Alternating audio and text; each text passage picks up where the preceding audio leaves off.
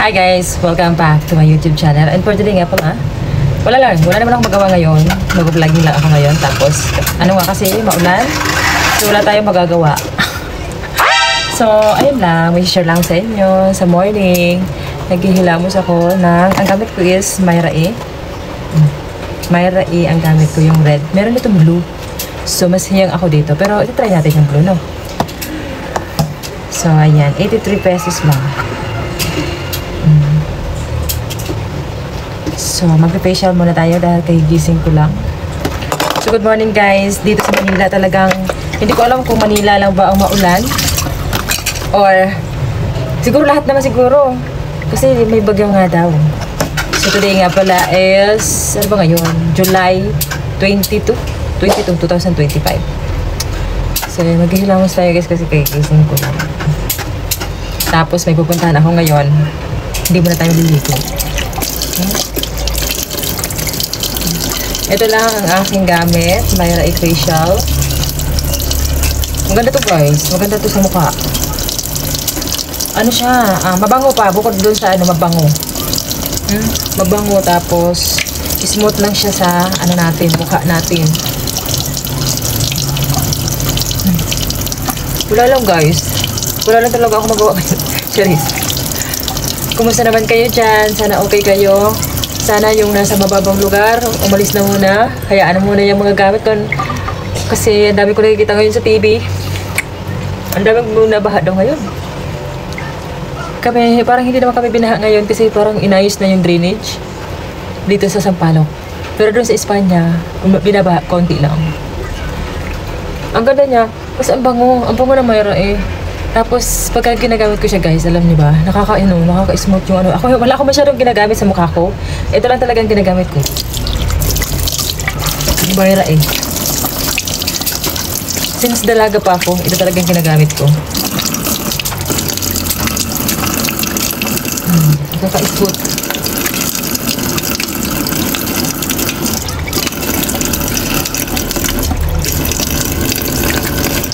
Malindot. Ayan. Gano'n muna tayo guys.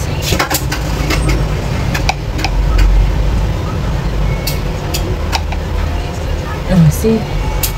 Oh, ang ganda niya. Ang lambot niya sa mukha. Yung ano niya guys, mura naman. So, ilang buwan nyo na ba ito magagamit? Siguro isa o dalawa. Hindi ko alam. Depende din sa paggamit nyo.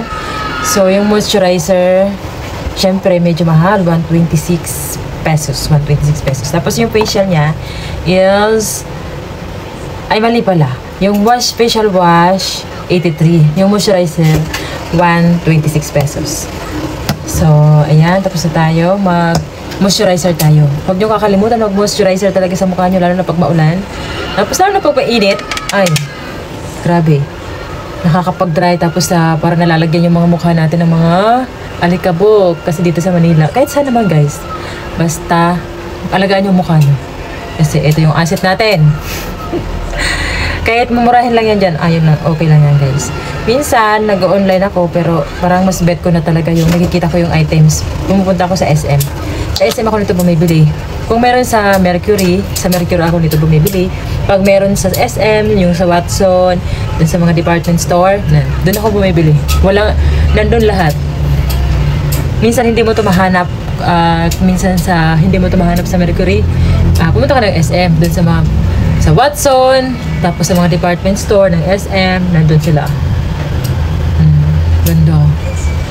Mas gusto ko na talaga yung nakikita yung items na parang hindi ako masyadong nag-ano ngayon sa online. Parang mahirap na ngayon mag-online guys. Ang dami naluloko. Hindi mo alam kung paano, kung nasaan yung digit dyan. Hindi mo, ewan ko ba? Kung pinapayagan yan sa mga online, no? Kaya mas maganda pa talaga, ibalik natin sa dati, yung bibisitahin mo talaga yung store. Nandun talaga. Mas okay na sa akin yun, kaysa sa mag-online. Tapos, hindi na talaga ako nagtitiwala sa mga online, kasi nga, ang daming piki. Ang daming piki na mga pampalahid sa mukha. Ang dami. Ang dami talaga. Kaya sabi ko nga, mas maganda pinupuntahan mo. Mas ano ako dito sa ano, mas safe ako, kumbaga safe yung ginagamit ko kahit mamurahin, at least safe. Kasi hindi naman nila ipapasok yung items niya sa SM na yan or sa Mercury na hindi approved, no? Kaya, ano kayo? Kung ano, mag-book in na lang kayo, huwag kayo mag-online guys kasi ang dami naluloko sa akin ng pera. So, kailangan pumunta ka muna. Puntahan mo na lang. Ayan na, ang ganda na guys. Mayroon talaga guys, ang ganda. Mayroon talaga gamit ko. Since, ano pa, nung dalaga pa ako, minsan pants, minsan pag hindi kasi para-paras lang naman yan. Hindi naman yan kahit na iba-iba yung gamitin mo. Kahit iba-iba yung gamitin mo, hindi naman ma-irritate yan kasi mga safe yan. Mga safe na brand to, pang matagalan na to. Simula't simula pa ng ating mga lola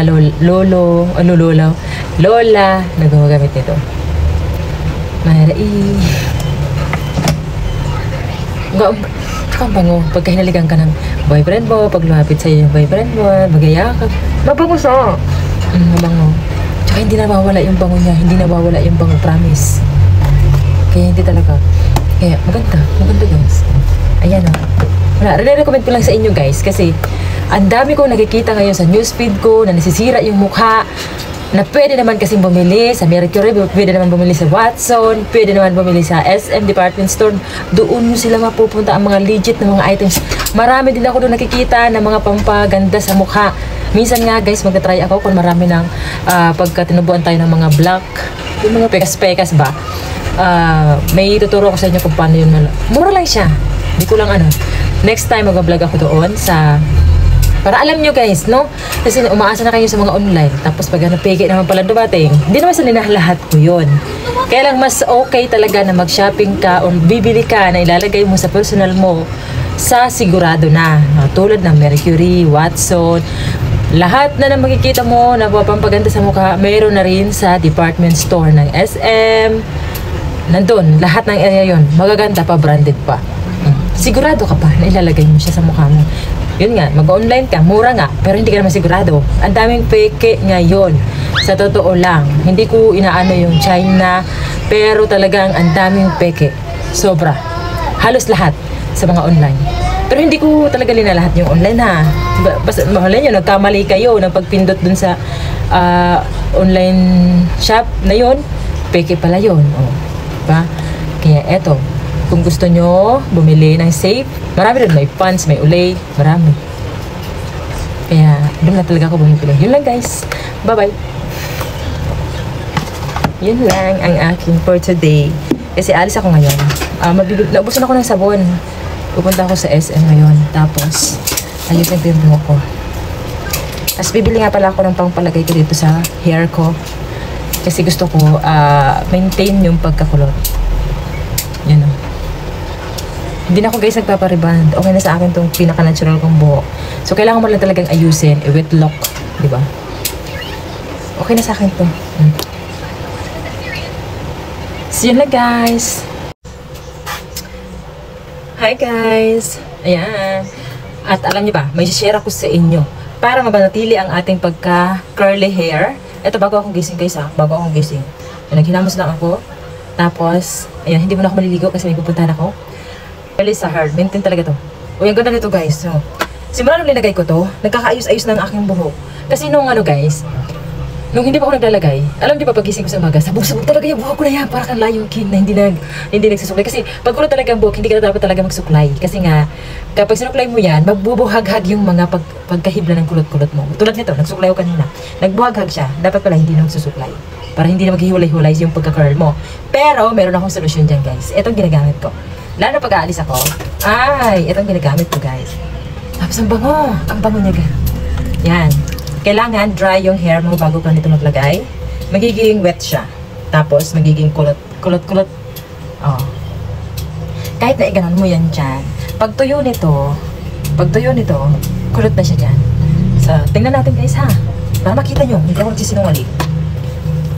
Hindi ko naman to i-recommend sa inyo pag hindi talaga maganda. Pero para sa akin, maganda.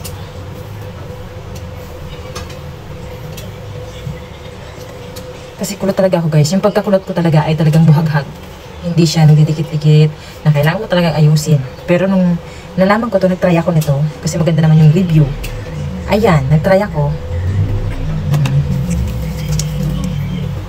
Tapos iganito mo lang siya para magdikit-dikit yung mga nagsasabog-sabog dyan ng mga buhok mo. O, ayan. O, diba? Unti-unti na siya natutuyo. Tapos, kumukulot na siya. Iganon mo na siya, o. Oh, okay na siya, guys. Naganda na. Oh, nagiging maayos na siya. Para ka lang nagpakulot sa salon. Oh, di ba? Maganda na siya tingnan. Oh, may curl na. Hindi tulad nung hindi pa ako naglalagay nito, hindi nakikita yung curl. At sabog-sabog maraming mga kung ano-ano dyan, mga baby hair na lumilipad-lipad. Oh, kumukulot talaga siya, guys.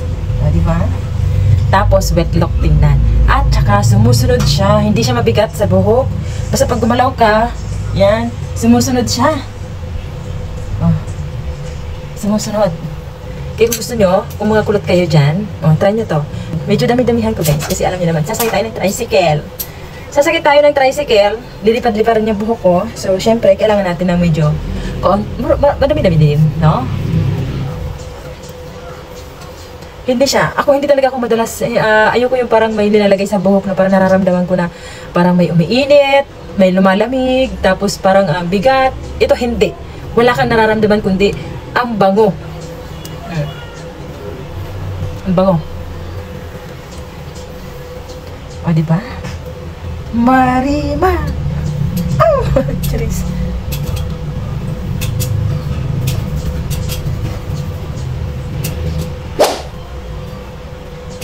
Oh, kulat na siya. Ang galing, guys. Ang galing.